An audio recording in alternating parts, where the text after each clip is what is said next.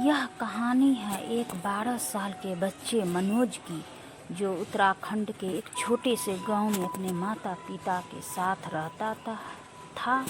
वह अपने नाना नानी से मिलने जाता है और उसके माता पिता को अर्जेंट काम होने के कारण वे उसे वहां छोड़कर वापस शहर चले जाते हैं। मनोज अपने नाना नानी के साथ रहने लगा। एक शाम को वह जंगल के रोड की साइड में खेल रहा था। शाम होने वाली थी। उत्तराखंड के घाटी की खामोशी को ठंडी हवाओं के झोंके चीरने लगे थे। मनोज घर की ओर जाने की सोच रहा था। इतने में उसके पीछे वाली झाड़ियों में कुछ हलचल होने लगी, जिसने मनोज का ध्यान अपनी ओर खींचा। वह बहुत ही डरावनी, मन को भयभीत करने वाली सी लग रही थी और वह आवाज़ बढ़ती चली गई। फिर उसे झाड़ियों की ओर एक सफ़ेद कपड़े पहनी हुई औरत उसकी ओर आती दिखाई देती है, जिसकी कोई चेहरा नहीं था। और मनोज उसके चेहरे को देखने की कोशिश कर रहा था, परंतु उसे उसका चेहरा दिखाई नहीं दे रहा था।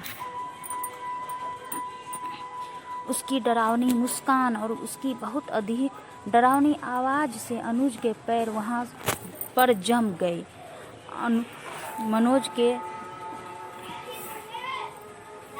मनोज डर के मारे वहाँ से हिल ही नहीं पा रहा था। फिर वह औरत अचानक से पीछे मुड़ी और झाड़ियों के अंधेरे में गायब हो गई। मनोज डर के मारे वहाँ पर खड़ा कांप रहा था। थोड़ी देर में वह होश में आया और घर की ओर भागने लगा। कुछ देर तक मनोज को अपनी आंखों पर जो देखी घटना पर यकीन नहीं हो रहा था और उसकी हालत खराब थी। रास्ते में चलते हुए वह यह सोच रहा था कि जो उसने देखी वो कैसे इसे क्या बयान करेगा। फिर मनोज घर पहुंचा और वह उसके साथ हुई घटना को अपने नाना नानी को बहुत अच्छी तरह से सुनाने लगा। उसके नाना नानी उस घटना को सुनकर हैरान होने के साथ साथ रोने लगा।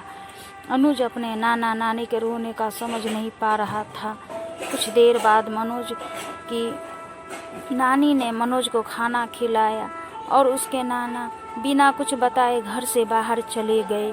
उसके रोने और नाना के बाहर जाने के बारे में मनोज को कुछ नहीं बताया। हालांकि मनोज ने अपनी नानी से बार बार पूछा था। कुछ देर बाद उसके नाना घर वापस आ गए और मनोज को गले लगाकर फिर से रोने लगे। उसके नाना ने उसे बताया कि जो उसने जंगल में औरत देखी थी वह एक छलावा है। छलावा की आत्मा जो अपना रंग रूप बदल कर शिकार करती है। वह आत्मा ने गांव के बहुत सारे लोगों को अपना शिकार बनाया है और इस बार उसने तुम्हें शिकार के रूप में चुना है। वह आत्मा जिसे भी शिकार बनाती है उसे वह पहले से ही दिखाई देती है।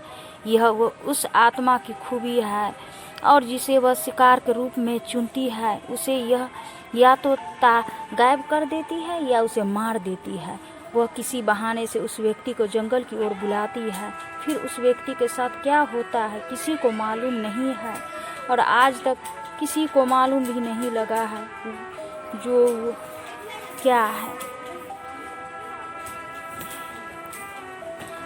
व्यक्ति आज तक उस आत्मा के नज़र में आया है, वह बच नहीं पाया है और मनोज उसका अगला शिकार होने वाला है। मनोज के नाना फूट फूट कर रोने लगा और वह अपने अंदर साहस पैदा करके मनोज को कहने लगा, बेटा तुम्हें डरने की कोई आवश्यकता नहीं है, क्योंकि मैं पास के एक तांत्रिक से जो लोबन लेकर आया हूँ जो आपकी पूरे साये में रक्षा करेगा। और मैंने अपने मम्मी को भी फ़ोन कर दिया है, वह कल आ जाएंगे और तुम्हें यहाँ से ले जाएंगे। यह कहकर मनोज के नाना ने वह लोबान कमरे के कोने में जला दिया। लोबान जलाने के बाद मनोज के नाना ने कहा कि कमरे के अंदर जाने के बाद कुछ भी हो जाए पर दरवाज़ा नहीं खोलना है। यह कहकर नाना ने दरवाज़ा बंद कर दिया और फिर मनोज अंधेरे के कोने में बैठकर रोने लगा।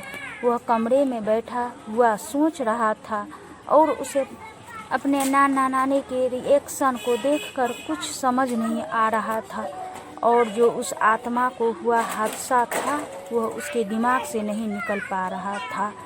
उसके कानों में वह खौफनाक आवाज़ें गूंज रही थी और उसे बहुत ही डर लग रहा था। वह दिन होने का इंतज़ार कर रहा था। उसके ठीक 2 घंटे बाद दरवाज़ा खटखटाने से बाहर से आवाज़ आई, मनोज बेटा, अब तुम बाहर आ सकते हो। मनोज बेटा, अब खतरा टल गया है, तुम बाहर आ सकते हो। मनोज बात को ध्यान से सुनने के लिए दरवाजे के पास चला जाता है।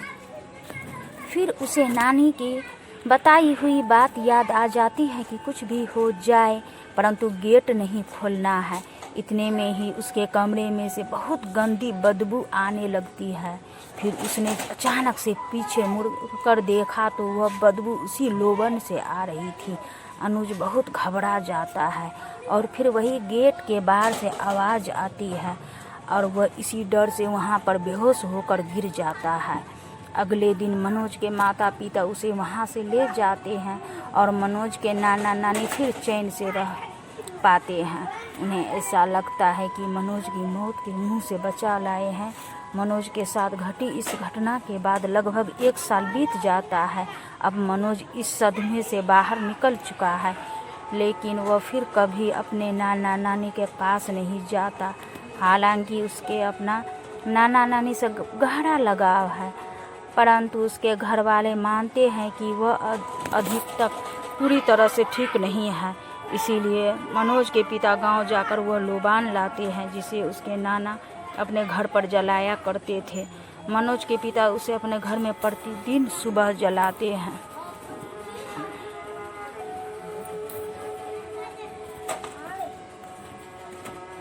फिर एक दिन अचानक मनोज के नानी का फ़ोन आया और उसे बताया गया कि उसके नाना की तबीयत खराब है। उसने तुरंत अपने माता पिता के साथ उसके पास जाने का निर्णय लिया, लेकिन जब वह वहां पहुंचा तो वह साया अभी भी उसके ऊपर छाया हुआ था। एक दिन किसी बहाने से मनोज जंगल की ओर चला गया और वही उस आत्मा ने उसे मार डाला। दोस्तों, हमारी कहानी आप सबको कैसी लगी? अगर मेरी कहानी अच्छी लगी हो तो मेरे चैनल पर सब्सक्राइब कर दे और बेल आइकन बटन भी दबा दे। मिलते हैं दूसरी कहानी में, तब तक के लिए जय।